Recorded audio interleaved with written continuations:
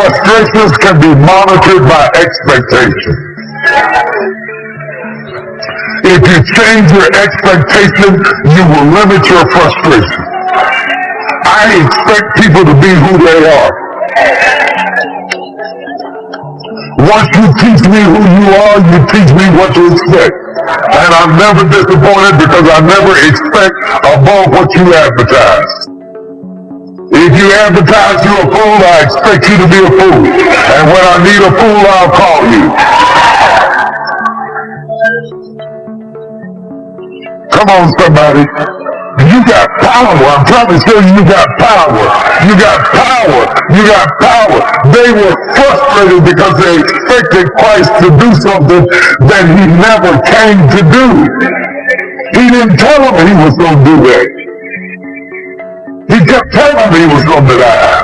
Except the grain of wheat fall to the ground, die in a battle. If you destroy this temple in 3 days, I'll raise it back up again. He kept telling them. It's time to drop it and move forward. You may be a product of your past, but you don't have to be a prisoner of your past. But it's hard to let go of what you've been holding on to for so long, even if it's not working anymore. It's really hard to let go. It's like, beg you, see it differently. I beg you to let go. It's not normal. It's just old. Some of you are taking too much time trying to convince people to love you that do not matter. Tolerating and trying to get people engaged that don't matter, that don't care, that are never ever going to help you get into your destiny. Every single time I hear about an issue, every single time I hear another story of pain, every single time I see a seemingly impossible situation, I smile wryly because I know it is never too late.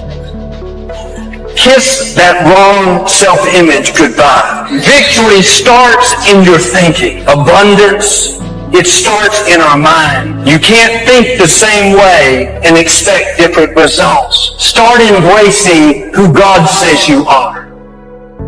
Upset because your plans didn't work out. It's time to kiss some things goodbye. Don't bring bitterness into a new year. Don't bring self-pity, a chip on your shoulder. That was in your past. It doesn't belong in the future. You cannot embrace the new things God has in store as long as you're holding on to the old. What we think about is really what controls us. This is a control tower, that everything else is a result of how we think. And we can't control everybody else and control all of our circumstances, but we are going to respond to circumstances in one way or the other. And so what you have to ask is this: what is it that determines what I think? This mind of yours controls everything else in your life. Are you satisfied with your life as it is? Are you? Is your life giving you what you want? If you had your life to live over again, could you have done more than what you've done thus far? When I ask audiences that, most people agree, yes, I could have done more. I know I could have done more. I've wasted a lot of valuable time. You're going to lose something, lose money. You can recapture that. Don't lose time. You can't get that back. Program your mind, because all that you will do or not do, have or not have, accomplish or not accomplish, will be a direct derivative of what's going on inside of your mind. So if you don't get clear thinking on an issue, you won't be able to develop in that area. Look at somebody say it's time for a change. Well, what stops us? What stops us from making the changes that we need in our behavior, in our situation? It's survival. If you keep doing what you've been doing, you're going to keep getting what you've been getting. So if you're in a place in your life and you ain't happy with it, you have to change some things. But you have to make a conscientious decision that you're going to change. And it's not dependent on anybody else. It don't matter what your mama think. It don't matter what your coworkers think. It don't matter what your siblings think. It don't matter. This decision is yours and yours alone. Nothing that's happened to you is a surprise to God. Before He laid out the plan for your life, He already knew every person who would hurt you, every mistake you would make, every loss you would go through.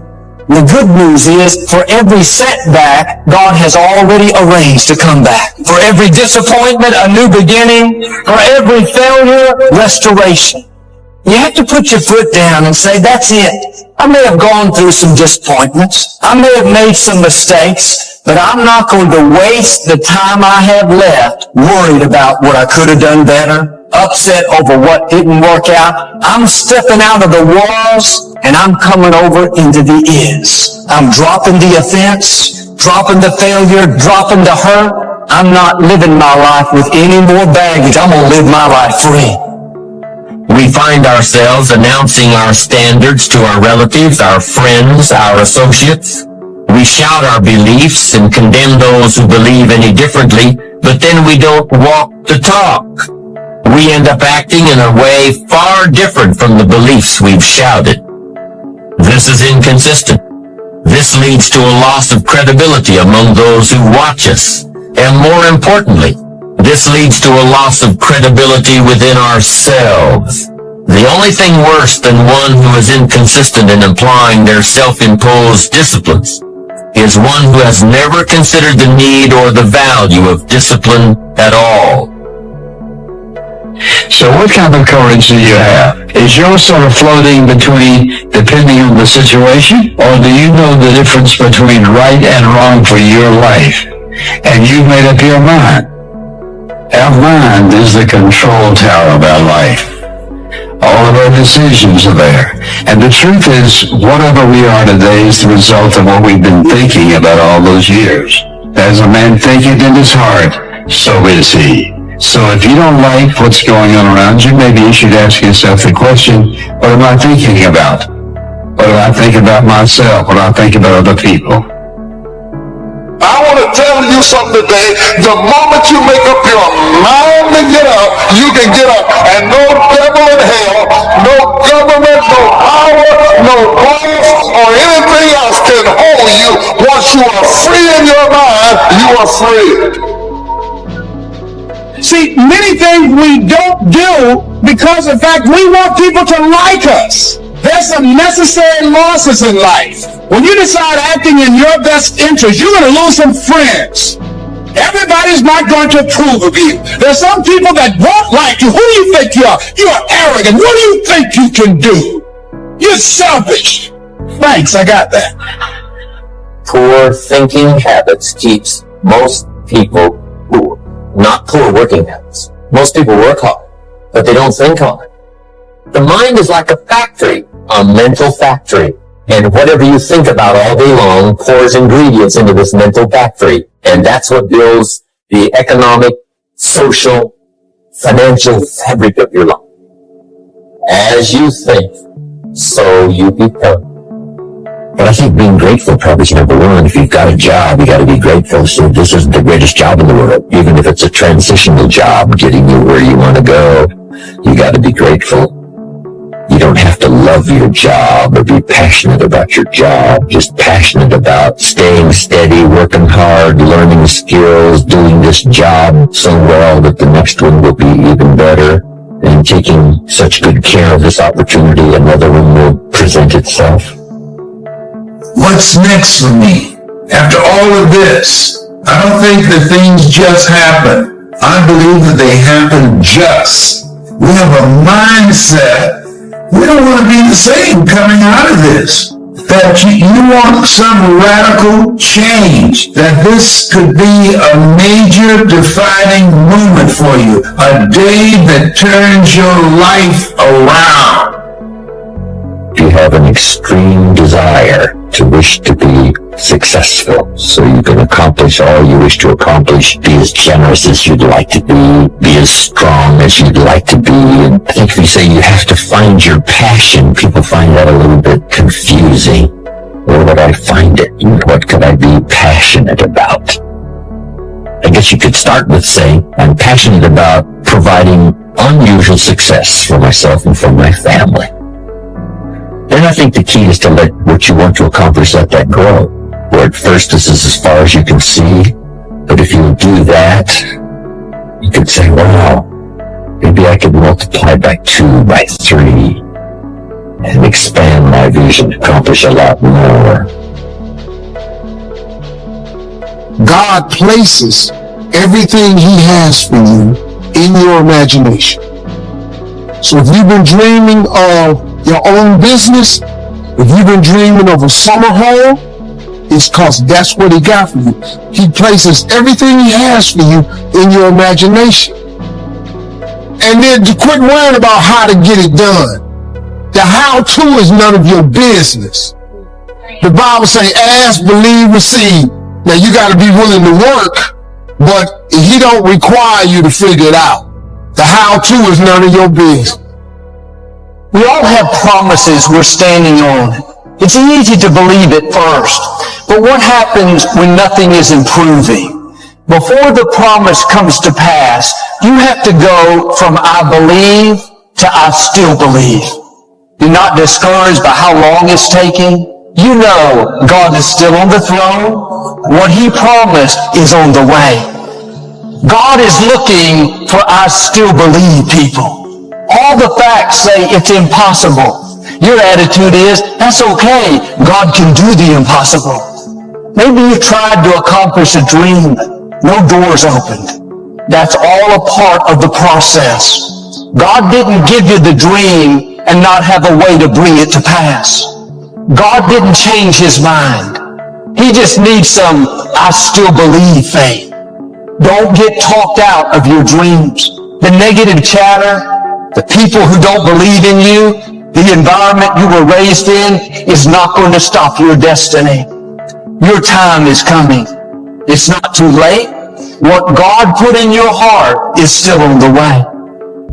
God has a plan. He's not making this up as He goes. He's not just responding to your moods, your attitudes, and the things your friends say about you. You are not at the mercy of your detractors. You are only at the mercy of the timing of God. God has a watch and a timer is on it, and it's already set. Everything is on schedule. Don't worry about your purpose. Worry about your season. Because when you get in your season, your purpose will be clear. Now, here's what we know.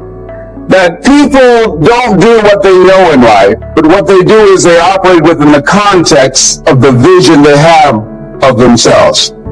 So one of the first things I ask you to do is I want you to look at your life right now and think about something that's important to you. Think about something that you'd like to have or something you'd like to create for you or your family. Now, one of the first things I want you to do is don't worry about the inner conversation that you're going to have. Don't worry about how you're going to do it. That's going to come. You will find a way. You will become the kind of person that can attract the people, the resources, in order to make that become reality. But I want you to be mindful of your inner conversation. I remember once I was sitting in an audience and Zig Ziglar, he was giving a speech. And within myself, I said, I can do that. And I leaned over to the guy next to me. I said, how much do they pay you to do that? And he said, $5,000. I said, I know I can do that. And then on the way home, when I was driving back to Miami, Florida, my inner conversation kicked in. And it said, Les Brown, you can't do that. You don't have a college education. You don't have the money. You don't have the contacts. What makes you think that you can make more in 1 hour talking than you've made working for a whole month? How many of you ever thought about something you wanted to do and you talked you out of it? Raise your hand, please. The wealthiest place on the planet is the graveyard. Because in the graveyard we will find inventions that we never were exposed to, hopes and aspirations that were never acted upon. Because most people allow that inner conversation to keep them from ever pursuing their goals. Why is it that most people don't ever reach their goals or live up to their true potential? One is fear, like the fear of failure. The next is the fear of success. I was working on a major project. I panicked and I walked away from it and gave it to someone else because I didn't believe that I could handle it. said a lot of people become comfortable. They stop wanting anything. They become satisfied. I remember after giving a speech at a major corporation, a gentleman came up to me and he said, "You know, that's real great motivation for you young guys, but I've done all my work." I said, "Oh yes, you got a lot to give. The fact that you're still here means that your business is not through yet." The other thing that keeps us from reaching our goal is not feeling worthy. Because see, when you don't feel worthy of your goal, you will begin to unconsciously engage in self-destructive behavior, like procrastinating. Something else that keeps us from reaching our goal, and that is we spend so much time complaining and blaming everybody. I'm reminded of a friend of mine who talked about the fact that one day he was walking by and there was a dog on the porch, and this dog was just moaning and groaning. And he asked the owner, he said, "Why is this dog moaning and groaning?" And the owner said, "Because he's laying on a nail." He said, "Well, why doesn't he get off?" He said, "It's not hurting bad enough for him to get off."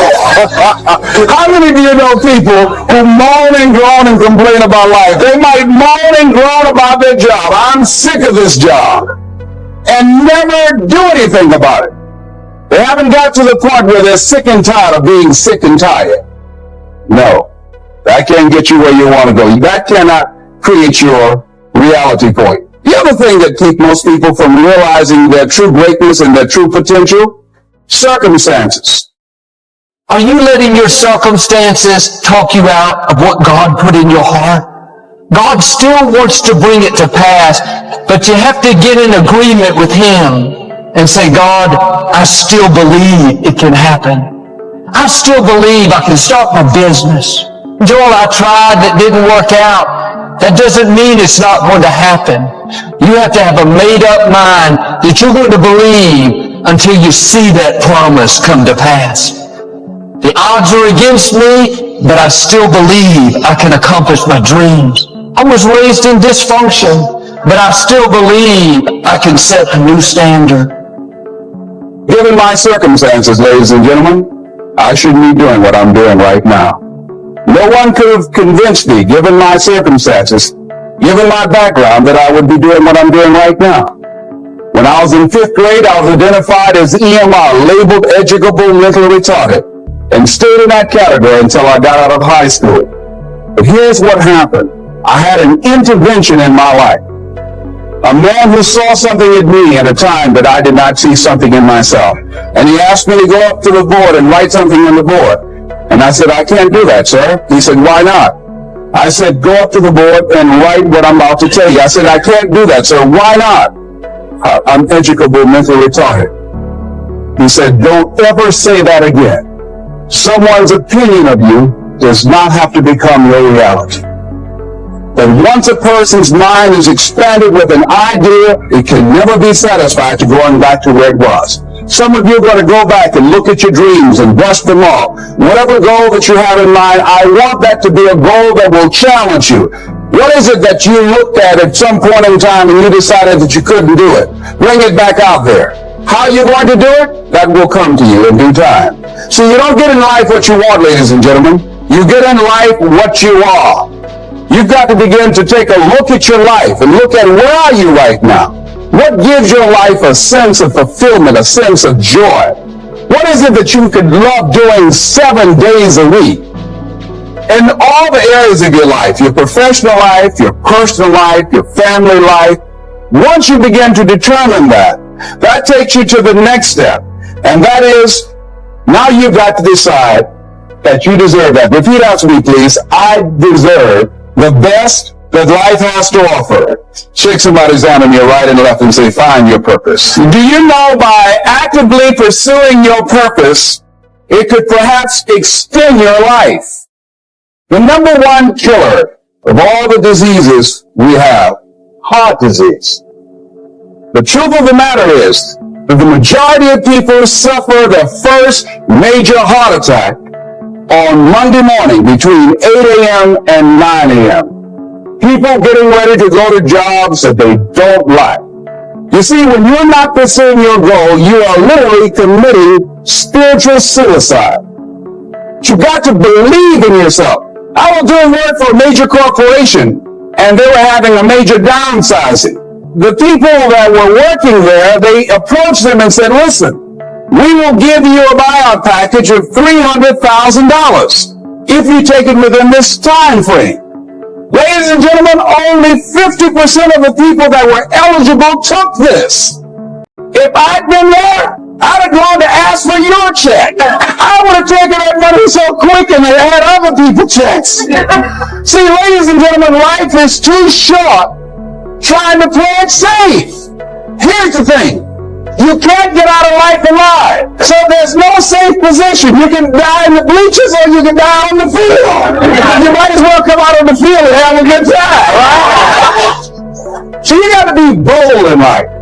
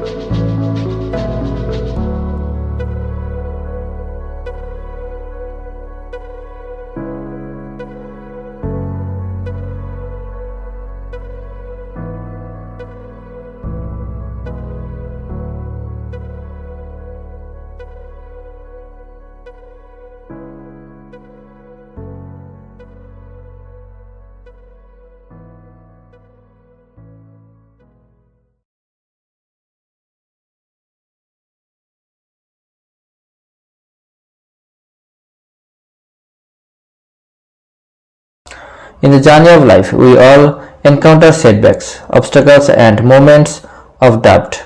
It's easy to feel overwhelmed, but in those moments, there's something powerful that keeps us going: the unwavering belief in ourselves. Life is full of challenges, but it's how we face them that define us. The path to success is rarely smooth, but each obstacle is an opportunity to growth, to learn, and to become stronger. Don't be afraid of challenges, embrace them. Believe in your ability to overcome, and you will discover strength within yourself you never knew exist. Resilience is the key to turning setbacks into comebacks. It's the ability to bounce back stronger than ever. Remember, it's not about how many times you fall, it's about how many times you get back up. Resilience is born from belief. When you still believe, you tap into an inner strength that propels you forward, no matter the circumstance. Dreams fuel our journey.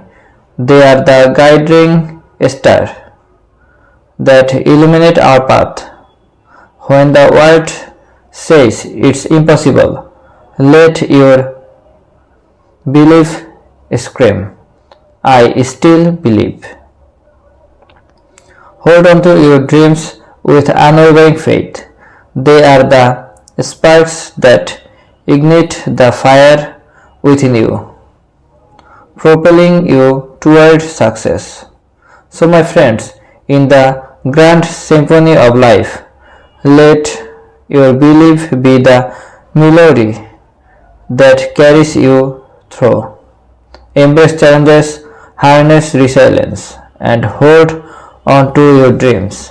because in the end it's not just about believing, it's about saying I still believe. Thank you for watching. If this video resonated with you, remember to hit the like button, share it with someone who needs to hear this message, and subscribe for more motivational content. Keep believing, keep striving, and never forget the power to change your life lies within you. Until next time, keep the faith alive. I still believe, and so should you.